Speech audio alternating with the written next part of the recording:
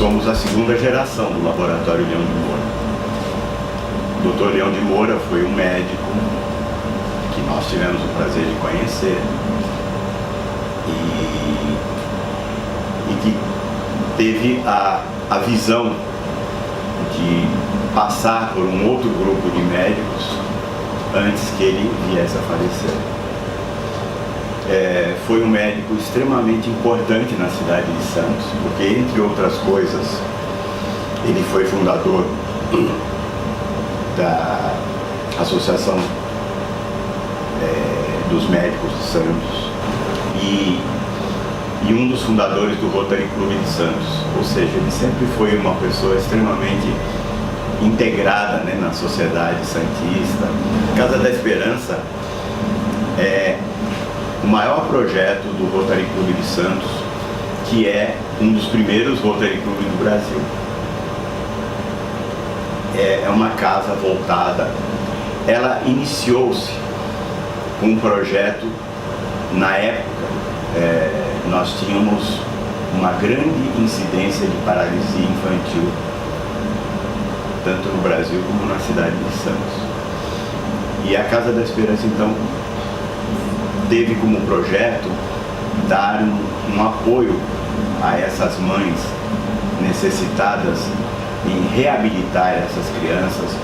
Hoje em dia, como a paralisia infantil é praticamente extinta no mundo, e no Brasil não se fala mais, mas ainda existem alguns lugares no sudoeste da África e alguns lugares assim, ela ainda continua sendo feita vacinação e tudo mais. Mas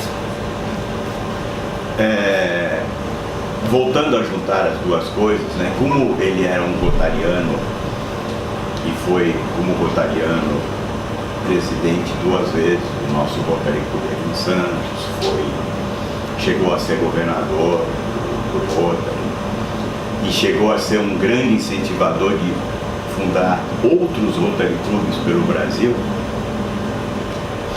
Ele colocou como projeto maior a Casa da Esperança, que existe até hoje. E é uma entidade que hoje em dia se dedica muito a outras doenças de cunho, vamos dizer assim, que limite o desenvolvimento dessas crianças. Então é uma casa voltada ao apoio a essas famílias, a essas mães. Por exemplo, a paralisia cerebral, que hoje em dia é bastante comum, né? A gente vê muitas crianças, e outras doenças de cunho degenerativo e tudo mais, mas sempre voltada à reabilitação dessas crianças na medida do possível, lógico, porque existem algumas doenças que são irreversíveis. Tem lá até hoje uma homenagem ao Dr. Leão de Moura e a esposa dele, que foi uma parceira assim, para a vida toda. Chamava-se Dona Vanju, que era o apelido dela, né? A Dona Vanju era uma pessoa extremamente humanitária. Ele formou-se no Rio de Janeiro, veio para Santos e fez toda a sua vida médica aqui em Santos. Ele foi diretor também do Instituto Adolfo Lutz. Ele foi médico dos hospitais mais conhecidos de Santos na época, Santa Casa e Beneficência Portuguesa. Enfim, eu não sei como é que ele arrumava tanto tempo para fazer tanta benemerência e ainda trabalhar e ainda ter a ideia de fazer, no caso, o primeiro laboratório médico de Santos. E por isso mesmo nós não tivemos um nome, né? Em homenagem à família dele, em homenagem a ele, que eu tive o prazer de conviver no laboratório original, que era lá no centro da cidade. O local existe, era um edifício, né? Era na esquina da Rua General Câmara com a Rua Itororó. E quando começaram a construir este prédio, nos convidaram para... Já era a época que Santos estava migrando do centro para a periferia, e principalmente do centro para o Gonzaga, né? E esse prédio foi construído por nós também. Nós fizemos parte de vamos dizer assim, de uma associação de profissionais que contratou a empresa e o arquiteto que fez um prédio a nosso gosto.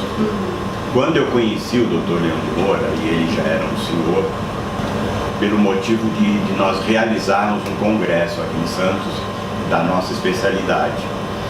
E eu, como todo médico novo metido, resolvi participar da comissão organizadora e tudo mais. E foi aí que me foi apresentado o Dr. Leão de Moura.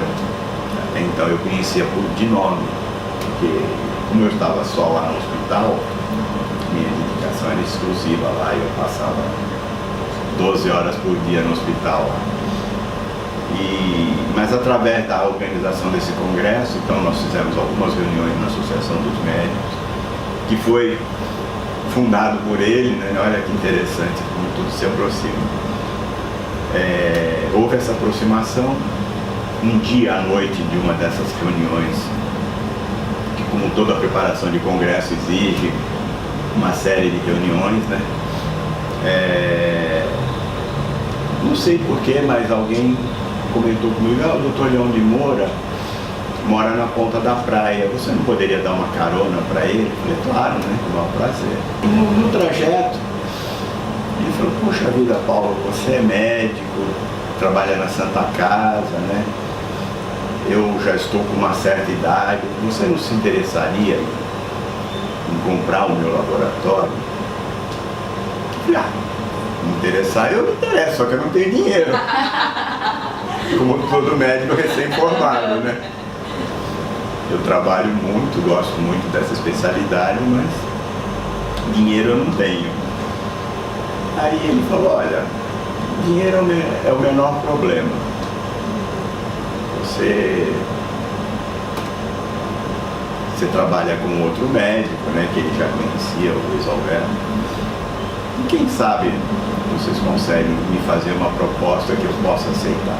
Foi aí que saiu a negociação e finalmente a compra do laboratório nessa época. Eu fiz medicina, depois eu fiz a minha residência na Santa Casa de Santos e a especialização na Sociedade Brasileira de Patologia Clínica. Então eu sempre segui essa área, né? E o que se empolgava nessa área?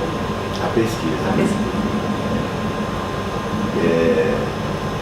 Quando eu entrei na Santa Casa de Santos, eu passei a ser responsável por várias áreas. E a gente acaba se entusiasmando por mais uma área do que outra, né? Então, uma das áreas que eu sempre fui muito ativo e fiz muitos estágios em São Paulo, no Instituto Adolfo Lutz, que para mim sempre foi uma referência como na área de microbiologia. Mas eu posso dizer a vocês que um grande incentivador nessa área foi exatamente na faculdade, no segundo ano da faculdade. Eu tive um professor de microbiologia que foi um grande incentivador na minha vida. Ele era professor da USP e foi um dos diretores do Instituto Adolfo Lutz de São Paulo. Desculpe, não foi o Instituto Adolfo Lutz, o Instituto Butantan de São Paulo. Ele era um grande imunologista e um grande desenvolvedor de vacinas e soros antibotrópicos, né, que são os soros, as únicas coisas que conseguem curar uma mordida de cobra. E esse professor, então, o professor Fulano, ele era diretor do Instituto Butantan e ele tinha uma equipe fabulosa.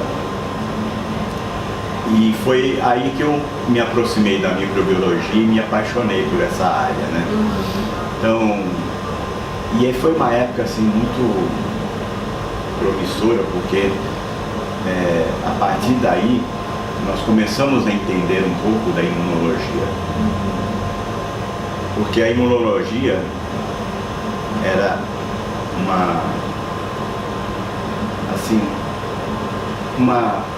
importante desconhecida. Foi a partir da imunologia que hoje em dia nós temos cura para alguns tipos de câncer que nem se imaginava poder utilizar. E de tudo que foi transformado, um laboratório que era praticamente totalmente manual, hoje em dia é um laboratório totalmente automatizado.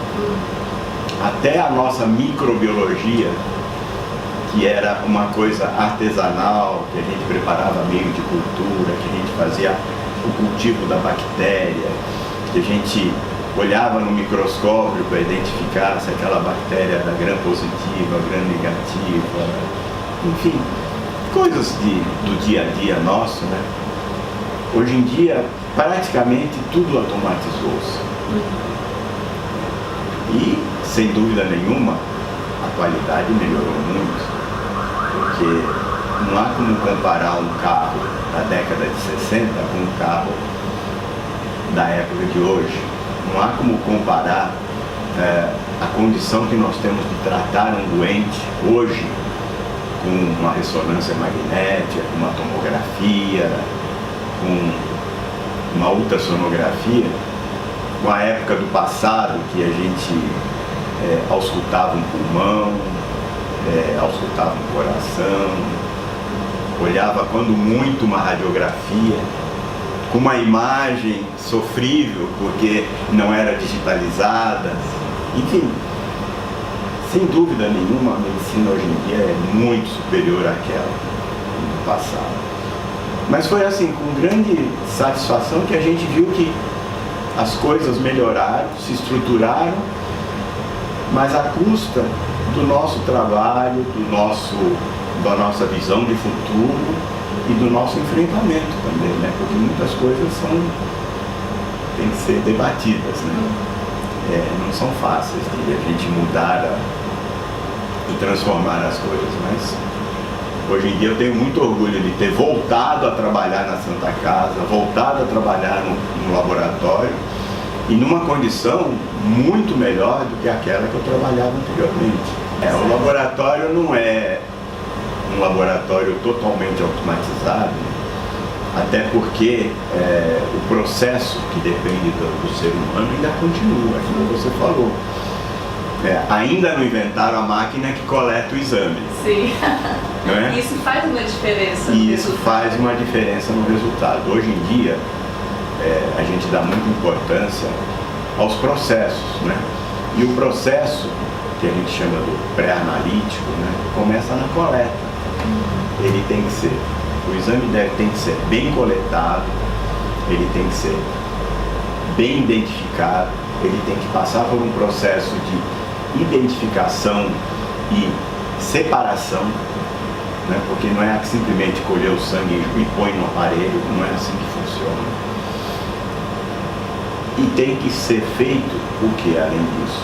Quando ele vai para o equipamento, a gente tem que ter certeza que aquele equipamento está bem calibrado, que ele passou por um processo de revisão, que aquela amostra que eu estou liberando o resultado, ele tem garantia de qualidade. Então, hoje em dia, um dos processos que a gente valoriza muito dentro do laboratório é o processo da qualidade. Aliás, desde que a gente começou no laboratório, nós não tínhamos nada disso. Tudo isso foi sendo implantado aos poucos pelas nossas sociedades. Hoje em dia, a gente tem diversas certificações de qualidade.